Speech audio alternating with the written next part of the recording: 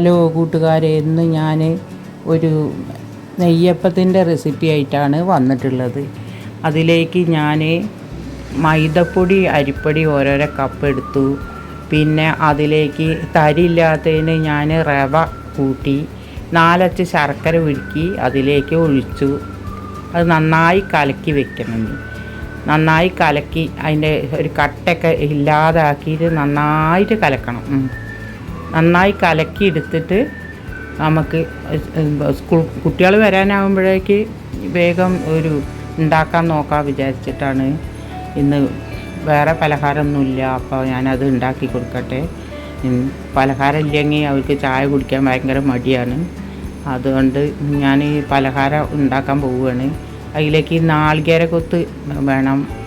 നാളികേരം ചെറുതാക്കി നുറുക്കിയത്, അതിലേക്ക് നെയ്യ് ഒഴിച്ചിട്ട് ഞാൻ നാളികേരം അതിലേക്ക് ഇട്ട് മൂപ്പിച്ചെടുക്കണം. അത് മൂപ്പിച്ച് നല്ലപോലെ ചുവന്ന് വരണം നാളികേരം. അല്ലെങ്കിൽ നമുക്ക് നാളികേരത്തിൻ്റെ ഒരു കടിക്കലുണ്ടാവും, ഇങ്ങനെ ഒരു പച്ച കടിക്കണ മാതിരി. മൂത്ത് വന്നാൽ നല്ല ടേസ്റ്റ് ആയിരിക്കും. നെയ്യിൽ മൂപ്പിച്ചാൽ പ്രത്യേകിച്ച് നല്ല ടേസ്റ്റ് ആവും. പിന്നെ അതിലേക്ക് നമുക്ക് കുറച്ച് ഏലക്കായ മൂത്ത് വന്നതിന് ശേഷം കുറച്ച് ഏലക്കായ ഇടണം. കാലം ആയതുകൊണ്ട് 3:30 ആകുമ്പോഴത്തേക്ക് സ്കൂൾ വിടും. അപ്പോൾ അവർ പെട്ടെന്ന് വരും. അവിടുന്ന് സ്കൂളിൽ നിന്നുള്ള ഭക്ഷണം അവർക്ക് തീരെ ഇഷ്ടമല്ല. അതുകൊണ്ട് വീട്ടിൽ വന്നിട്ടാണ് ഭക്ഷണം നല്ലോണം കഴിക്കുക. അപ്പോഴത്തേക്ക് ചായക്ക് പലഹാരമില്ലെങ്കിൽ കുഞ്ഞുട്ടനും ലിയമോളും ഇങ്ങനെ കരച്ചിൽ തുടങ്ങും. അപ്പോഴേക്ക് എന്തെങ്കിലുമൊക്കെ ഉണ്ടാക്കി വെക്കണം. ഞാൻ കുറച്ച് ധൃതിയിലായി നിന്ന്, അപ്പോൾ ഞാൻ പണിയിലായ കാരണം അതിലേക്ക് ഞാൻ കുറച്ച് എള്ളിട്ട് കൊടുക്കട്ടെ കേട്ടോ. കുറച്ച് എള്ളിട്ട് കൊടുക്കട്ടെ. ഇനി ഏലക്കായ കുറച്ച് ഇട്ട് കൊടുക്കണം. അത് ഏലക്കായ ഇട്ടു ഞാൻ. ഇനി അതെല്ലാം കൂടി നന്നായി ഇളക്കട്ടെ. അപ്പോഴത്തേക്കും ലിയേൻ്റെ സ്കൂൾ വിട്ട് ലിയ വന്നിട്ടുണ്ട്. പിന്നെ അത് നമ്മൾ അതിലേക്ക് ഒഴിക്കുക. മൂപ്പിച്ചത് നന്നായി മൂത്തു. അപ്പോൾ നമ്മൾ അതിലേക്ക് ഒഴിക്കുകയാണ്. ഇനി അത് നല്ല കലക്കി വെച്ചിട്ട് ചീനച്ചട്ടി അടുപ്പത്ത് വെക്കണം. ചീനച്ചട്ടി അടുപ്പത്ത് വെച്ച് എണ്ണ ഒഴിച്ച് ചൂടാവട്ടെ നല്ലോണം. എണ്ണ ഞങ്ങൾ ബ്രാൻ ഓയിലാണ് ഉപയോഗിക്കൽ എല്ലാ പലഹാരം ഉണ്ടാക്കാനും. വെളിച്ചെണ്ണ ഞങ്ങൾ ഉപയോഗിക്കാറില്ല. അച്ഛനും ഇവിടെ വീട്ടിലുള്ളവർക്കൊന്നും ഇഷ്ടമല്ല.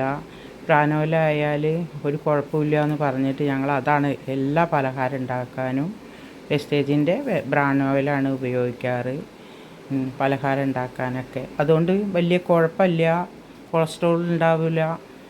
അതൊക്കെ പറഞ്ഞിട്ടാണ് ഇപ്പോൾ ഞങ്ങൾ ബ്രാൻ ഓയിൽ ഉപയോഗിക്കൽ തുടങ്ങിയിട്ട് കുറേ വർഷമായി.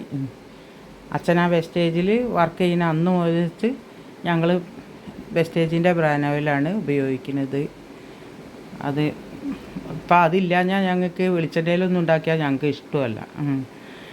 അങ്ങനെ നെയ്യപ്പം ചുടാനും ഞങ്ങൾ ബിരിയാണി വരെ ഇതിൽ വെച്ചിട്ടുണ്ട്. ഈ ബ്രാൻ ഓയിൽ ഉപയോഗിച്ചിട്ട് ഞങ്ങൾ ബിരിയാണി അടക്കം ഉണ്ടായിട്ടുണ്ട്. പ്രത്യേക ചുവയൊന്നുമില്ല. ഞാൻ അപ്പം അതിൽ പാർന്ന് ഇനി അത് മൂത്ത് വരട്ടെ. ഇനി ആ മൂത്ത് വന്നിട്ട് നമുക്ക് കോരിയെടുക്കാം.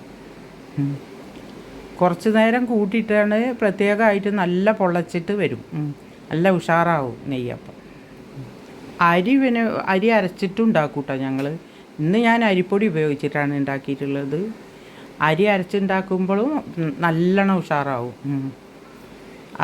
അപ്പോൾ അരിയിലും ഞങ്ങൾ കുറച്ച് മൈദപ്പൊടി കൂട്ടും. പിന്നെ ലേശം ചോറ് കൂട്ടും നല്ല പൊന്തി വരാൻ വേണ്ടിയിട്ട്. ഇതിപ്പോൾ അങ്ങനെയൊന്നും കൂട്ടിയിട്ടില്ല. ഇത് മൈദപ്പൊടി മാത്രം കൂട്ടിയിട്ടുള്ളൂ. അരിപ്പൊടിയിൽ മൈദപ്പൊടി മാത്രം കൂട്ടിയുള്ളൂ. നല്ല ചുട്ടായി. ഇതാണ് ഞാൻ ചുട്ട അപ്പം. കാണാനൊക്കെ നല്ല ഒരു